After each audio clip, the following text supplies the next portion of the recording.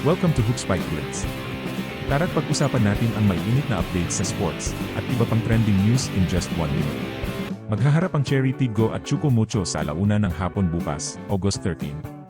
Ang Chuco Mucho ang umaasa na makuha ang kanilang pangalawang panalo. Ang Cherry Tiggo naman ang naghahangad na makakuha ng mga panalo para mapanatili ang sure quarterfinals appearance. Sigurado na matinding laban ang magaganap sa kanilang laban, lalo na't mukhang lumalabas na ang tunay na laro ni Zoe Faki. Sa Cherry Tiggo naman ay walang kupas ang lakas ng palo ni Katbel. Sa second game, maghaharap ang Creamline Cool Smashers at Petrogas.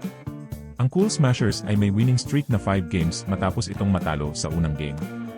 Ang Petrogas ay may record na 2 wins at 3 losses. Naghahangad na makakuha ng panalo ang Petrogas para palakihin ang chance na makapasok sa next stage. Expect natin maganda ang laban na to. Mga ka-Blitz, maraming salamat sa panunood ng video na to. Para sa iba pang mga Blitz report, mag-subscribe, like, at comment below. Magdasal at mag-ingat tayo palagi. Hanggang sa susunod, maraming salamat.